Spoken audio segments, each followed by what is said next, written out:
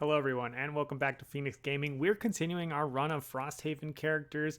If you haven't watched my banner spear video, basically what I did was hyper leveling. I solo played 4 different character classes through a bunch of different things so that I could make these guides and chat through that experience. It was a really fun time. But today what we're going to do is talk about a spoiler class, the Shards or Rocks or 4 rocks or whatever you want to call this thing. That's what today's video is going to be about. So if you're not interested in learning about this class, not having anything spoiled, you should stop immediately. So story-wise, since the original Gloomhaven, the Savas have always been my favorite race, lineage. I'm actually not sure what the common parlance is that we're using these days, but you know, the species, I guess, that we have seen in Frosthaven. I really love the kind of like elemental creature idea and how they sort of like have done really quite a lot with that sort of basic concept of elemental tied with like a rock person thing. And this class is no exception to that rule. The Shattersong is super cool. You probably won't be unlocking this class until way late in the campaign, which is really a shame. I think I loved playing this class. This was actually kind of my pride and joy of this 4-person party. So we played Shattersong, Banner Spear, Deathwalker, and then that drill class, which I will do in another video. But basically the Shatterspear I played, Shattersong I played as kind of like a hybrid range character, support character along the way. And let's dive into why this class is just so cool. So the Shattersong's kind of main gimmick is this resonance mechanism, right? This idea that they basically have accruing vibrations that can be unleashed. And mechanically, this is like, I think, really straightforward. What happens is basically you, on the end of every turn, get an additional resonance. You might get them from other abilities, or maybe even your attack modifier deck along the way. And what they'll do is allow you to then kind of cash them all out to do your various abilities. Now, you can cash them out essentially just to do sort of like mediocre forms of abilities, but I think usually what you're intended to do is stack them up over time and then have a pretty big turn where you're cashing in a huge amount of them at once. We've seen a handful of characters in Frosthaven use this kind of collect and spend resource, so this is definitely not unique in that way. It's in fact actually one of the more straightforward classes that does this, because it just sort of accumulates every turn. It's a very easy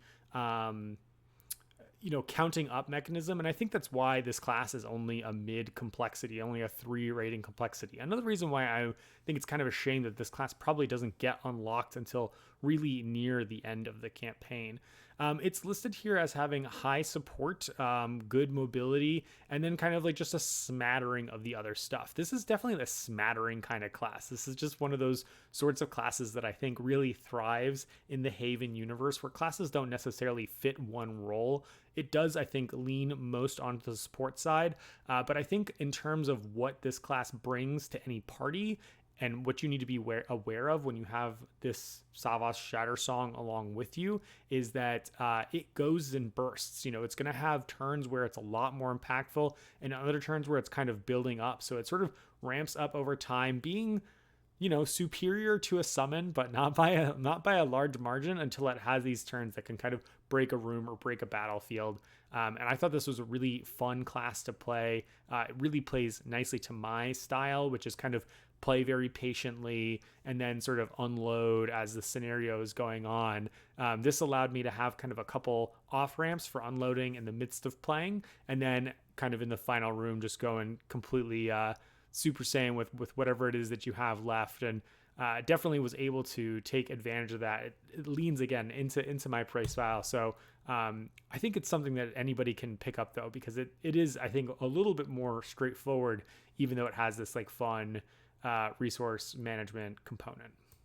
All right, so we're going to kick off with the waves, and the waves are sort of the payout cards, or the cash out cards, right? Where you spend as many of your resonance as you like to do whatever ability. It's usually whatever ability +1. And I've kind of organized these from the more straightforward ones to the sort of weirder ones, or the one-use ones that you'll see throughout. So right here, Devastating Shout is, like, I would say the fundamental example of what you can do with this class.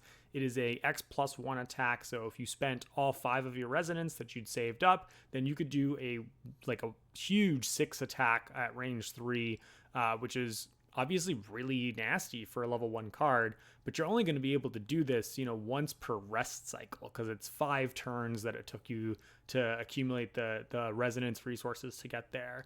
The bottom of this card also lets you spend some of those resonance tokens to blow up obstacles or traps, which can be really helpful if you are in a party that doesn't have jumping abilities or ways to kind of get through that. So I really like Devastating Shout. I think this is a card that I would use until certainly the mid levels.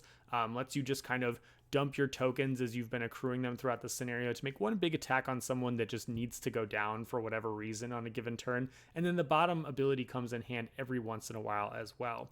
Also, given that you're a support class, having these sort of like cruddier initiatives actually ends up being in your favor sometimes, as you're, sort of intentionally trying to crawl up behind your allies, because this class is like a medium hit point build, but it's not the best at taking kind of additional hits. So having some slow initiatives in there is actually not as bad as it is for a number of other classes, I would say.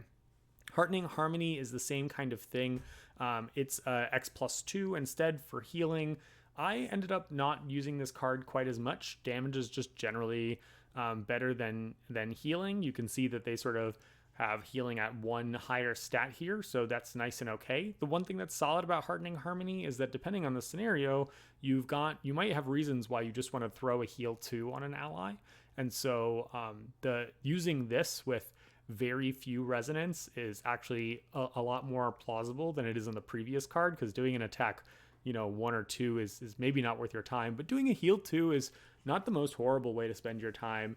The bottom ability here with the move 1 and spend a resonance to strengthen yourself is very entertaining. I think that the idea of this card is supposed to be that when you are doing a big cash out that attacks a lot of people, we'll get to that in just a second, you strengthen yourself on the prior turn. At the end of the turn, you get your resonance to bump up to 5 resonances, and now you have advantage on all your attacks next turn. So you're kind of using this in conjunction with some big explosion to just go ham on a following turn, or even on the same turn and just use sort of 4 resonances because you got to use 1 for this. I think this card is fine, but it ended up getting cut from my list on the earlier side just because there was a lot of other stuff I wanted to be doing, but it's definitely respectable. Calamitous Yawp, on the other hand, I think is a card that just needs to go into your pool. There's a lot of stuff about this that's weak, but I'm just going to hone in on the part that's really good. At the bottom, move to spend a resonance token to stun someone is very, very good. Move to spend a resonance token to stun 2 people is just a amazing. That's the kind of ability that would show up in Gloomhaven. Doesn't show up in Frosthaven. Double stuns on a bottom with a move. It doesn't get you very far. But with this class, because you're kind of hybrid melee ranged and you're okay with getting, kind of close up on your allies, it's not that hard for the move 2 to actually get somewhere where you want to be. There's also some situations where you want to use the top of this card, hurting all the enemies in range 2, allies as well. For that X divided by 2 means that if you drop something like 3 wave tokens, you might get away with doing 2 damage to everybody around. And if they have shields or anything like that, it can just do some pretty nasty stuff. So I took this card and I played it for its bottom, but the top of it is really I played it for its bottom, but the top of it can come in useful every once in a while. I had a cat screaming outside, which is why I got distracted. All right, city living, everything is fine.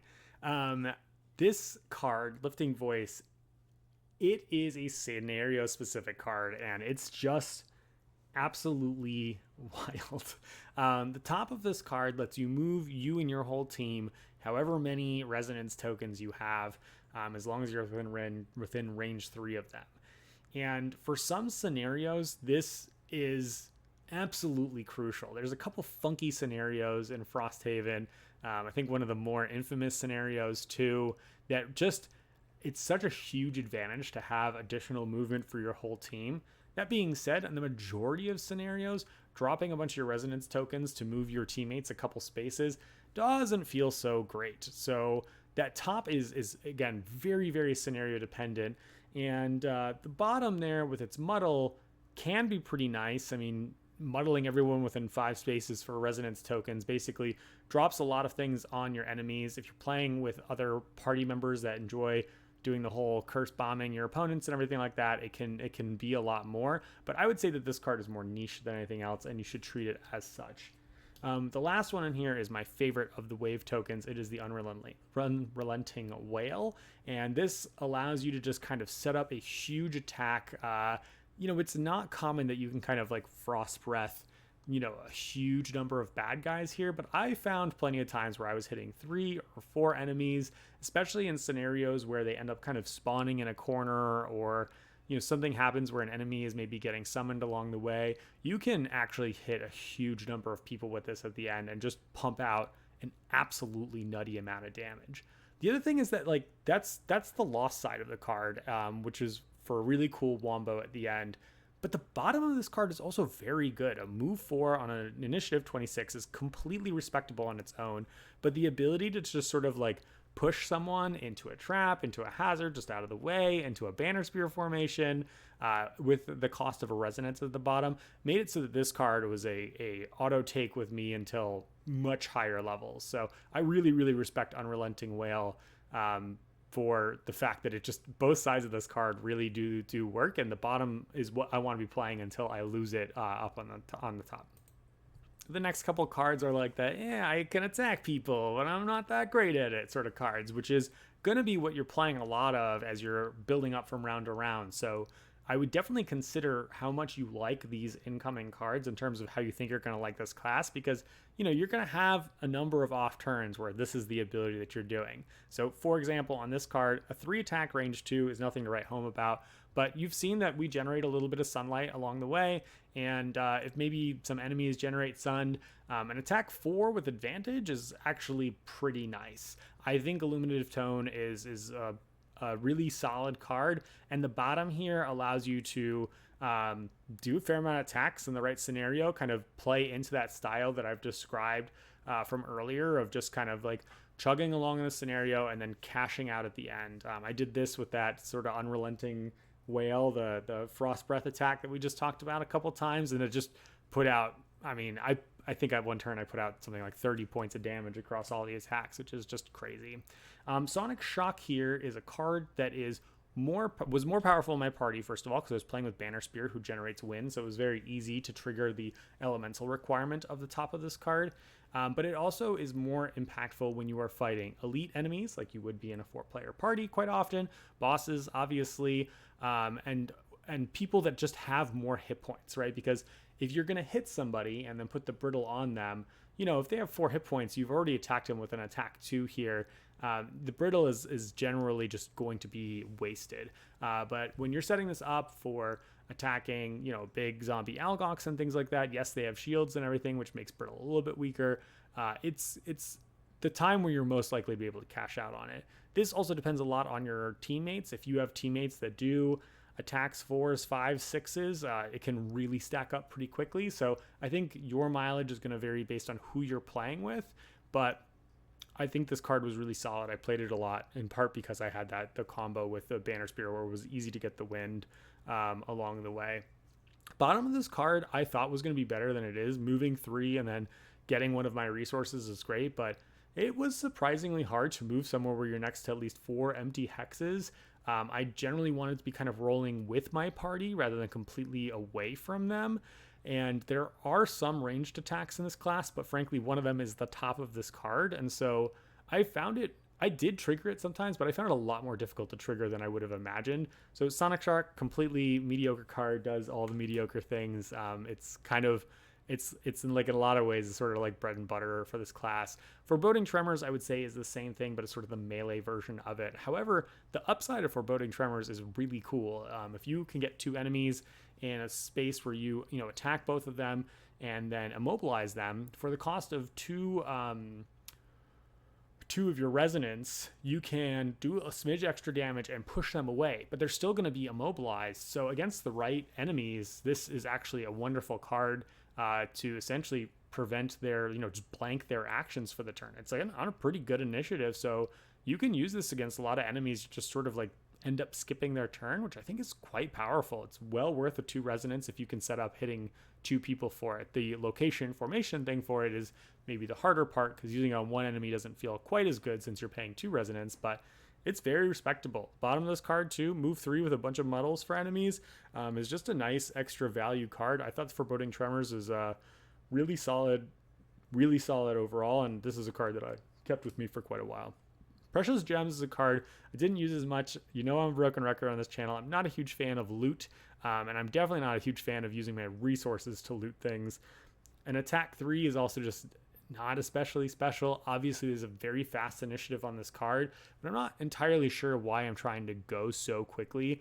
It's sort of amusing that the bottom of this card reveals the top card of the monster ability deck for next turn, but I did it probably right at the beginning of this turn. I guess that means that everybody has the most time to plan for what's coming up, and that's what's supposed to be good about it. I didn't mess around with this too much. I imagine that this is maybe for players who are just, I would guess honestly, a smidge better than I am, and paying attention to like what the monsters are going to do this turn and next turn. Frankly, I was already struggling enough with managing the 4 characters at the same time that I did not want to be forecasting what the enemies were doing. So huge amount of bias here in my experience. I think that if I was playing this class with people at the table instead of playing 4-handed myself, I might have tried using these kinds of reveal the monster ability cards more often. But my last comment about that is that there's a number of monsters where it doesn't matter that much what you're revealing for the next turn. You're going to have a sense of what they're going to do and be able to play well. But there are other monsters where it really, really matters. So things like the Deep Terrors, they have attacks of all kinds of different types. And so knowing what they're going to do, very helpful. Knowing what a guard is going to do or a scout is going to do, yeah, it helps, whether you know that they're like defending or they're moving and attacking. But I don't think it's quite as helpful as some of the more kind of volatile monsters. So your mileage is going to vary with this, and I think it does depend a lot on the group that you are playing with and how forward-thinking they're going to be. Wasn't for me, though. Forceful Vibrations is a card that's, I think, again, it's a totally, like, nice middling attack. 3 attack, range 2 on the top. This is, we've seen something like this before, but being able to shove somebody and give them some muddle gives you just a flexibility that the top of this card is a completely respectable attack card. This bottom card, the 5 jump, loss, gain 2 resonance is go into a final room, you're low on resonance, jump onto the treasure kind of card, right? Like it's I think really straightforward what you use this card for. It's a pretty weak loss, all things considered, and I think I used it for its loss ability maybe one time ever. It's just kind of about re-upping as you're sort of running to the end of the scenario and maybe getting a couple extra experience points, but I didn't think that this card was especially powerful either. These last couple here are sort of the weirdos that were around. This one thematically I love. You gotta have some Sava stuff with like obstacle destruction. It's just a requirement when you have these guys. This one allows you to blow up a rock and then attack everybody in a circle around it. Hooray, cool, we love this stuff. I think that one of the things that's fun about this, it says all enemies adjacent to the destroyed obstacles. So the bigger obstacles are going to end up actually giving you more attacks. So just something to be aware of. The amount of times that this like works and hits enough people that it's awesome are fewer and far between. Just the way that monsters are set up in scenarios, how they're moving around. It's possible. It's really cool when it works. So I think that it's worth grabbing when you see a scenario that has a bunch of obstacles, either in the initial setup or just in that encounter list or that prep list of what's coming. But probably not going to be taking it with you for too long. I didn't love the bottom of this card. Obviously, I like getting that resource, but 2 damage to yourself and brittle to yourself for getting those 2 harmonic resonances and not moving on the turn didn't often feel worthwhile to me. So I tried this for a scenario or 2 and then really quickly pitched it, frankly.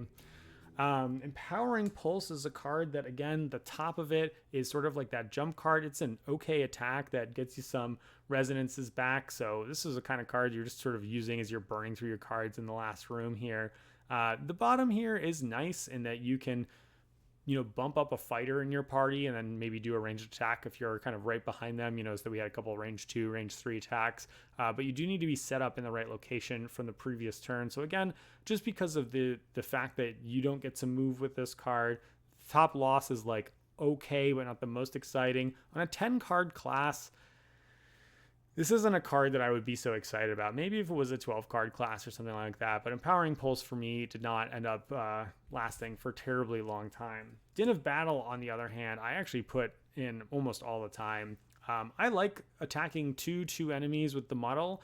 That gave some nice options in some scenarios. There's a lot of scenarios also in Frosthaven I found where you like just need to be beating on objects or whatever, right? And so having this where the two objects are next to each other, shrines are next to each other, and you're just punching them, just gave you a couple extra points of damage, kind of like you were like a weird super minion. But getting that extra resonance here for already doing what you want to do with this card felt pretty nice. On the other hand, if you didn't want to do or couldn't find a situation where the top of this card is very good, the bottom is respectable too. You know, adding +1 to your ally attacks on initiative 14, we've seen this kind of thing before, but the fact that you can throw down a couple resonance and make it so that everybody has this, I didn't play in a party with many summons, so you know, this only worked for the few people that were around me. But if you're in a 4-player party and someone is playing summons and you just make everybody in the room for, you know, 2 resonance, like everyone 3 spaces within you +1 attack, that this can pump out quite a fair amount of damage. So I think Din of Battle, maybe I'm overrating it, but I had a really good experience with this card. My opinion at level 2 isn't going to be very helpful to you. I kind of already explained why. We'll start with Transparency, which is the card I didn't take. I already explained to you that I didn't want to mess too much with putting the additional top of the monster's ability deck revealed. So however much your party values this is going to be, you know, how you experience this. I would definitely recommend at level 1 trying out the other thing and seeing how much that additional, you know, future vision is going to help you. I do think it's funny that you can spend a resonance for +1 attack and 1 pierce. That's like such a like smidge little bonus there that it's like, yeah, we can't give you more than 1 pierce on this, which I thought was pretty funny. Bottom of this card, pretty nice. Move 3, disadvantage, making that sun. Nice total, like solid card on a really great initiative. That being said, both cards are great initiatives, so you're not really giving up much. I tried the Befuddling Bellow myself because I was playing a pretty tank-heavy party with people that cared about shields. And so I thought, within range 2, you know, I can throw 1 resonance, give everybody 1 shield, or 3 resonances and give everybody 2 shield. That felt like it was a decent option. And you know what? It worked out okay in the right scenarios. I think it definitely does sort of the support class thing of let's stop the sort of hail of arrows. The amusing thing is that this is most effective when you are using sort of reveal the monster ability deck and you know they are doing multiple attacks in the coming turn. That's going to help you a lot. But I mostly took this card because I liked the bottom of the card, being able to immobilize enemies within range 2 or range 3 can make it so that there are enemies who just can't kind of retaliate in the right situations. And this class often is within 2 or 3 range of enemies because you are sort of the second line person. Your range attacks are not that far, but you have a couple sort of like, you know, move 3 spaces. So you're always creeping behind them with your little creepy Shattersong body. And I thought the bottom of this card, you know, doesn't come into play every single time, but you know, if it stops one enemy from attacking at the bottom of a card and you're already in a position where you need to be, it did its job. And then the top could be used every once in a while too. So I thought these were pretty respectable cards at second level. The level 3 cards, on the other hand, felt only okay to me. I took Shape the Path on the left here. Every once in a while, dropping a bunch of resonance to make a bunch of blesses was fun to kind of stack someone's deck, especially if things were going well early and I kind of had the extra resonances. But it's kind of an expensive price to pay, I think, for what you're setting up for with this class. So I ended up using it primarily for its bottom, which is primarily why I took it, to get those extra resonances, to get those extra cash-ins. And both these cards are designed for that, right? They want you to use them so you can get the extra resonances, so you can do the extra wave abilities. Stealth Vibrations is, you know, a very mediocre attack that gives you that resource, but the bottom of it allows you to do the kind of invisibility thing. I am not as hype about invisibility as I think most Haven players. It was sort of very busted in Gloomhaven, and they fixed that in Frosthaven, which I think is great. And there's definitely lots of scenarios where it's very helpful, but it just has never really leaned into my play style. And part of that, I think, is because I'm mostly 2-player experienced. But I did not find that this class needed to be invisible. And for the cost of 2 resonances, I didn't really love that payment structure. And so I figured I'll keep my decent attacks and then just sort of do the slow trundling movement, which I think works for this class. And the bottom of Shape the Path did its job, completely filled its role. But both of these cards just are there to fill their role and like be okay along the way. Let me know if you had a different experience with this class and being invisible in particular. But I think for now you're gonna pick one, and you can't go wrong either way. Conversely, level 4 is rad. I took Elemental Pulse just because I did have access to a lot of additional wind, as I mentioned with the other characters in my class. So it's going to depend on your elemental experience and what cards it is that you are and aren't playing with this class, who can generate its own elements. But an attack 4 that is either melee or ranged, and then also maybe gives itself resonance, is quite a solid attack. If you've got the right elements being generated in your party, then I think the top of Elemental Pulse is basically the best attack that you have up until this point. And similarly, the bottom is the best move that you have up until this point. And so, neither of those sides are lost cards. And I think Elemental Pulse is just a very solid, it's just a move and attack. There's nothing impressive or interesting going on here, but it's the best one you're going to have. And like I said, you're going to have a lot of turns where you're just sort of doing medium things, and this is the best of the medium things that you can do. Conversely, Concentrated Blast is a different sort of cash out card. It's not a wave card, but really it is a wave card where you're spending 3 of your resonance to do a double stun on ranged enemies. That again is really, really powerful. I think that it's not to be underestimated. I liked just hitting people for a lot of damage, and so I ended up feeling like I didn't need essentially the extra crowd control that Concentrated Blast gave you. I think that if you're playing in a fewer person party, Concentrated Blast gets better and better as there are fewer monsters on the map. Stun is more and more powerful, I would say, because usually in a multiplayer there's just so many bad guys that stunning 1 or 2 of them doesn't quite have the same impact. But yeah, Concentrated Blast also just seems very good. The problem is it just costs resources, whereas Elemental Pulse kind of filled those mill turns, which is a thing that I felt I wanted to be able to do more often. The bottom of Concentrated Blast is also very cool. I really like being able to just force damage on enemies, knowing for sure that you're going to kill them without drawing a null or having to mess with their shields, or stupid imps put up their go shield 5 nonsense or whatever. It's just really nice to be able to guarantee knocking an enemy down a notch or killing them, right? With this ability. For 1 resonance, it's well worth it. Level 4, very nice.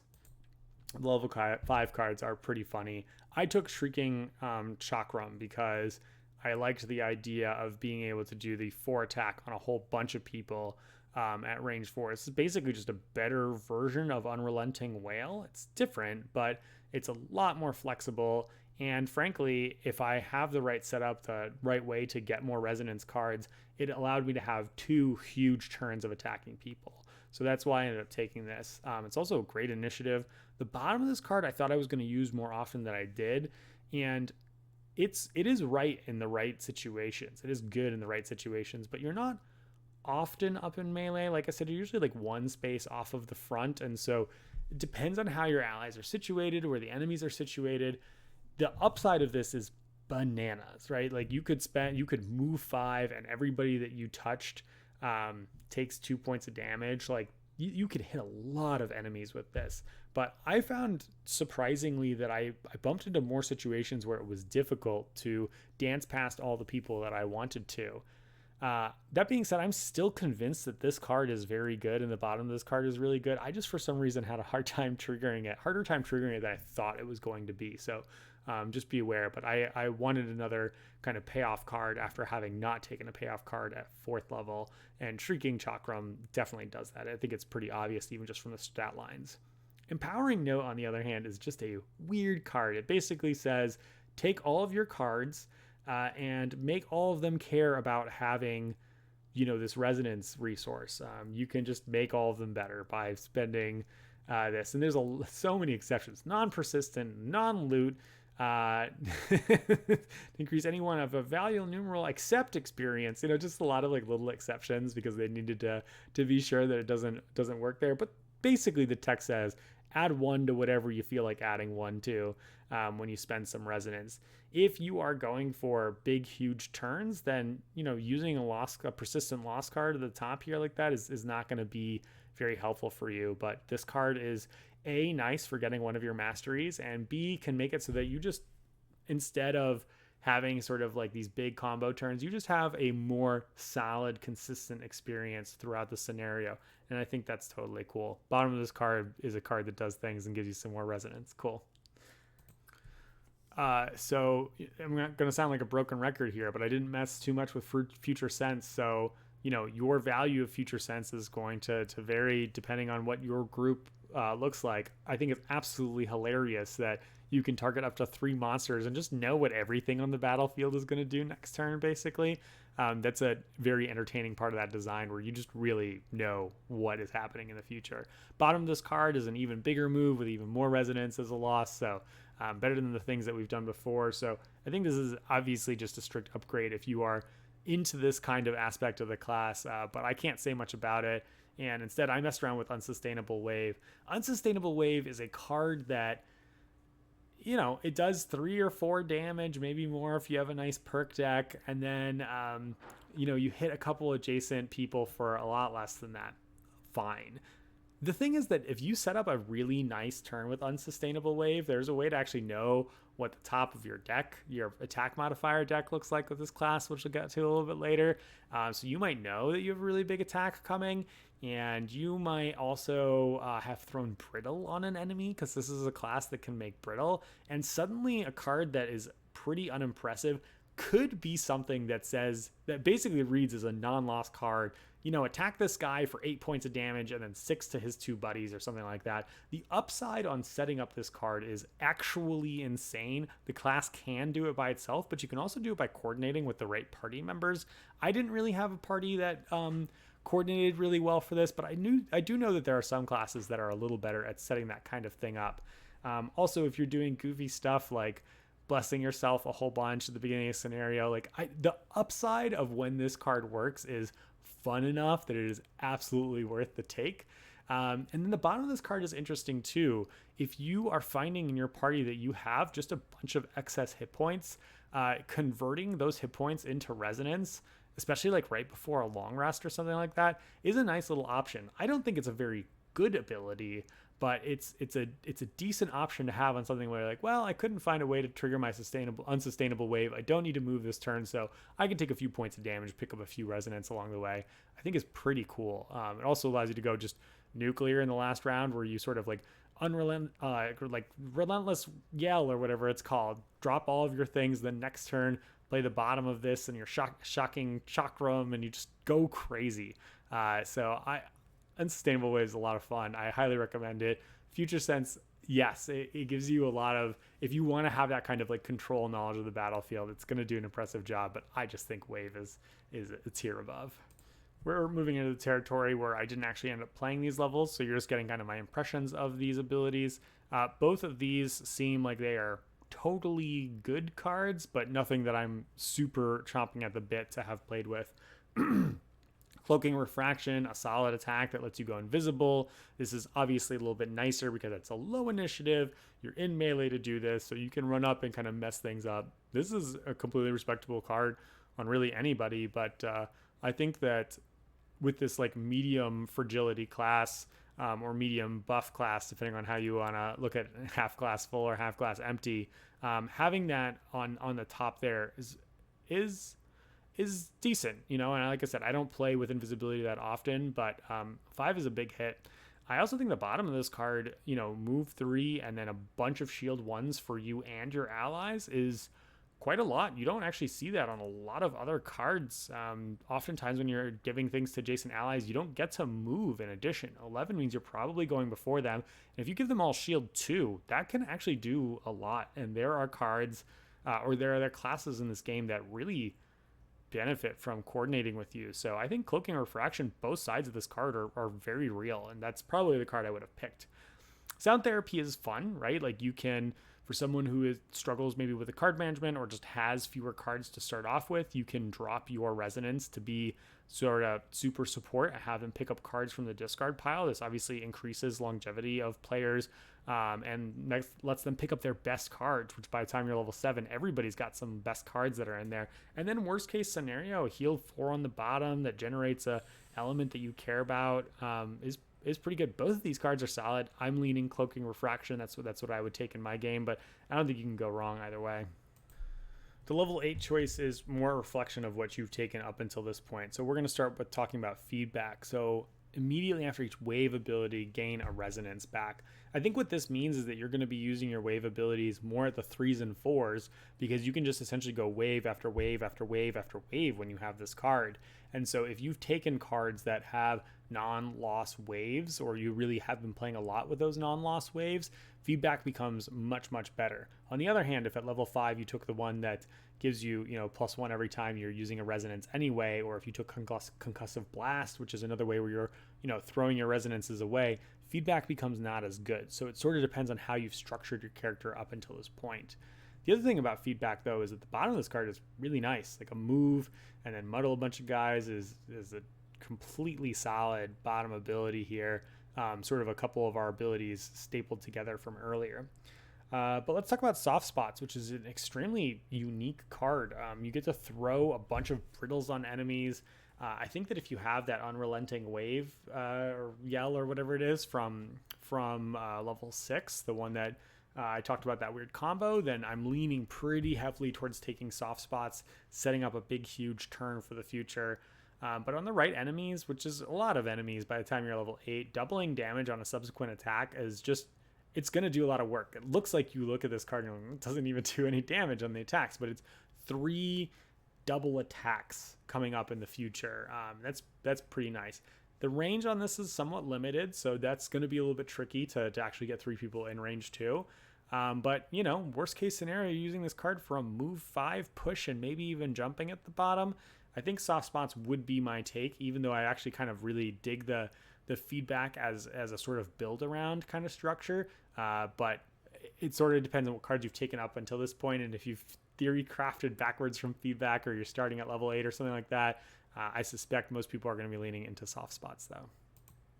As usual, level 9's a little bit wild. Violent Vibrations is fun. Normally, Shield and Retaliate is only so-so, but imagine spending 5 Resonance.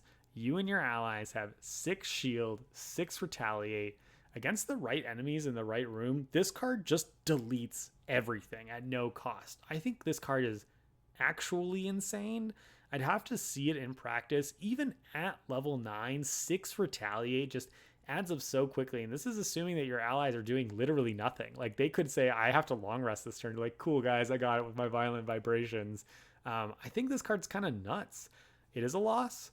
So let's consider the bottom, which is completely respectable, right? A move 2 where you just get to throw a ton of wounds on everybody around you where you move and then generate an element. And you have a lot of different element needs, but you can also just make something that an ally needs right at the beginning of the turn. That's really, quite flexible with a pretty nasty top. So I think I would be taking Violent Vibrations. But let's take a look over at Barbaric Yop, which is sort of just a no one hang out near me and punish everybody around you. I actually think that Barbaric Yop is maybe geared a little bit more towards when you're playing this character as a 2 or 3 person party.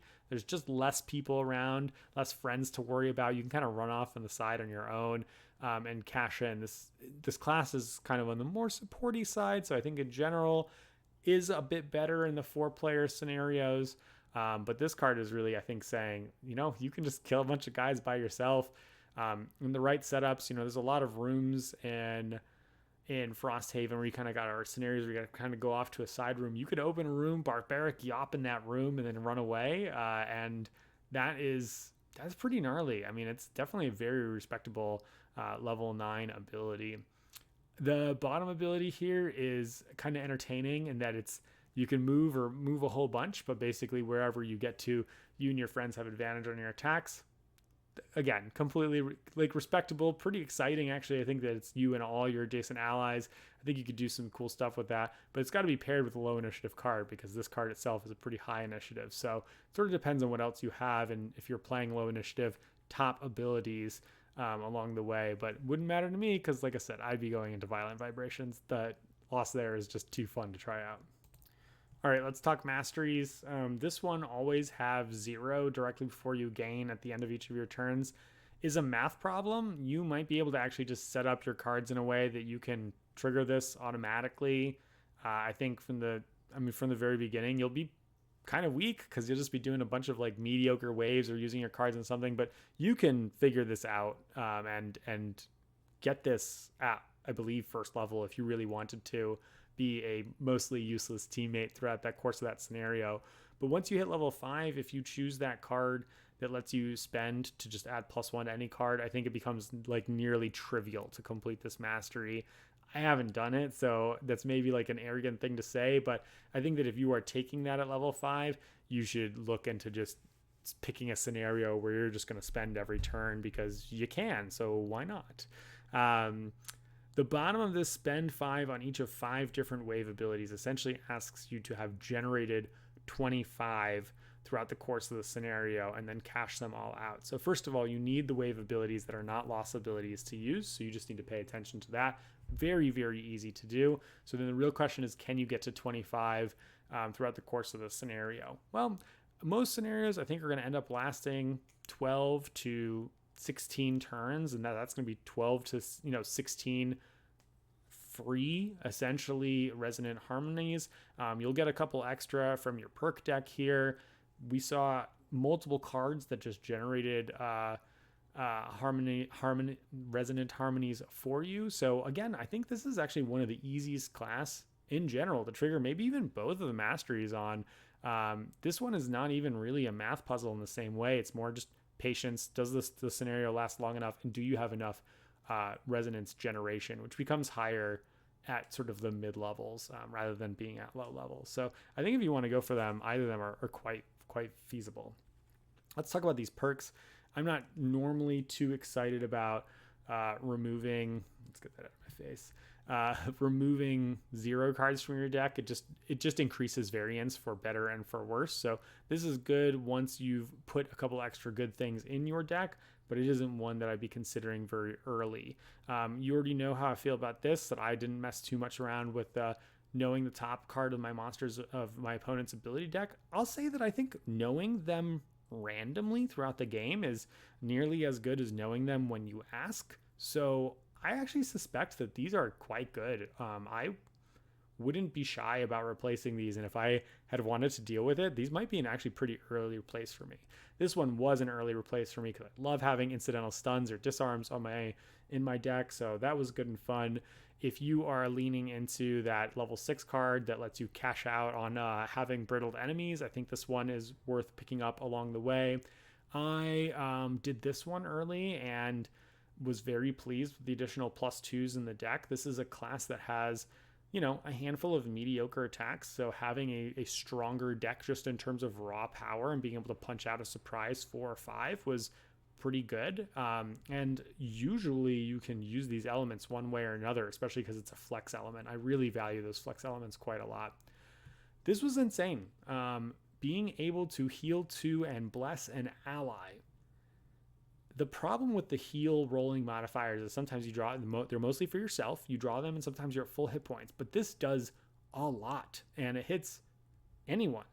Not you, but anyone else.